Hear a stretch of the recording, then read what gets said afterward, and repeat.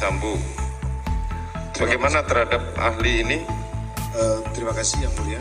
Dengan diputarkannya CCTV ini, kami berharap Yang Mulia dapat kemudian menilai objektif semua keterangan dari terdakwa ini, karena konstruksi yang dibangun oleh penyidik ini harus mentersangkakan kami semua yang ada di Duren.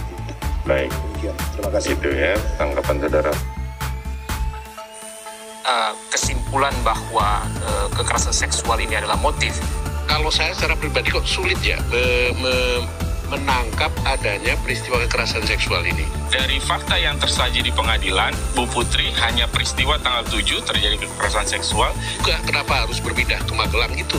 Oke. Kalau memang peristiwanya itu terjadi di Magelang, kenapa tidak dilakukan di Magelang itu? Dia menyampaikan laporan kepada Pak Sambo pada tanggal 8.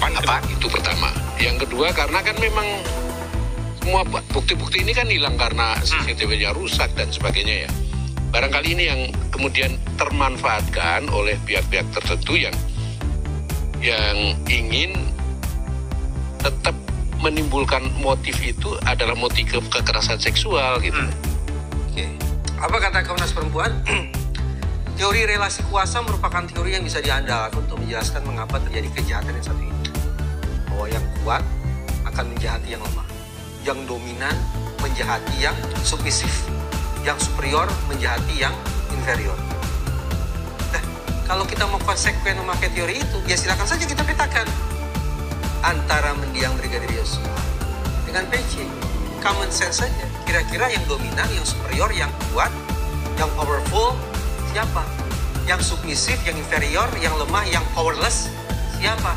Dari situ kita akan dapatkan gambaran bahwa andaikan terjadi kejahatan seksual, maka siapa kira-kira yang jadi korban dan siapa kira-kira yang jadi pelakunya.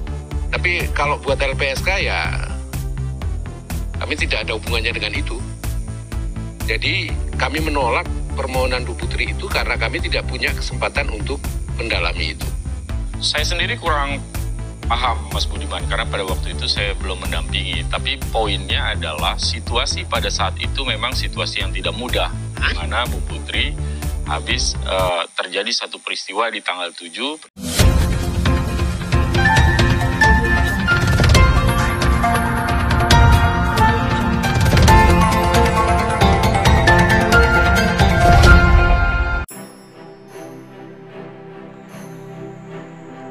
Respon Polri usai Verdi Sambo tuding penyidik ingin semua orang di rumahnya jadi tersangka.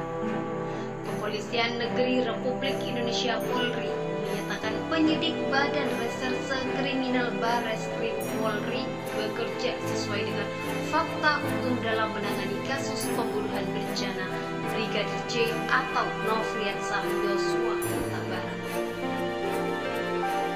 Adapun hal itu merespon pernyataan mantan Kadif Propam Polri yang juga terdakwa dalam kasus pembunuhan berencana Brigadir J, Verdi Sambo, yang menyebut penyidik polisi ingin semua orang di rumahnya menjadi tersangka. Tim Sus bekerja berdasarkan fakta hukum, kata Kepala Divisi Humas Polri Irjen Dedi Prasetyo saat dikonfirmasi Selasa 20 Desember 2022. Dedi mengatakan majelis hakim memiliki wewenang terhadap proses persidangan. Oleh karenanya, Polri menyerahkan semua putusan kepada majelis hakim. Itu kan sudah ranah persidangan dan domainnya makin hakim yang menilai, ujar dia.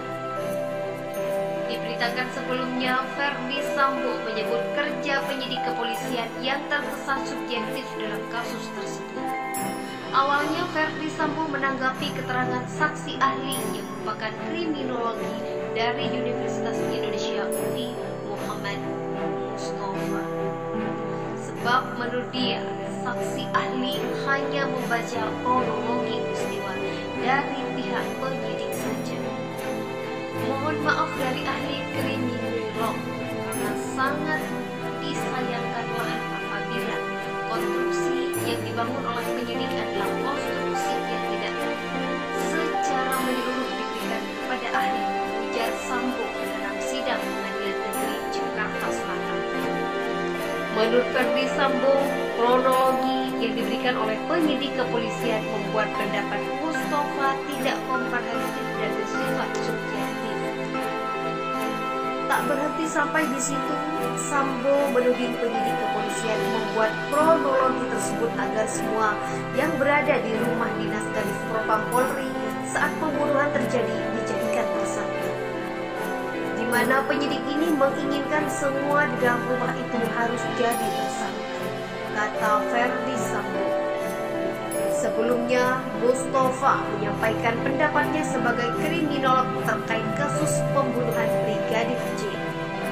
Mustafa mengatakan pelecehan seksual yang diklaim Putri Chandrawati terjadi di Magelang tidak bisa dijadikan motif yang kuat bagi Verdi Sambo untuk membunuh Brigadir Yosua. Pasalnya, peristiwa pelecehan tersebut tidak jelas karena tidak ada bukti yang kuat untuk mendukungnya. Diketahui, Verdi Sambo, Putri Chandrawati, Richard Eliezer, Ricky Rizal, dan Kuat Ma'ruf didakwa secara bersama-sama telah melakukan pembunuhan berencana terhadap Brigadir J. Dalam dakwaan jaksa, Richard Eliezer menembak Brigadir J atas perintah mantan Kepala Divisi Kadif Propam kala itu, Verdi Sambo.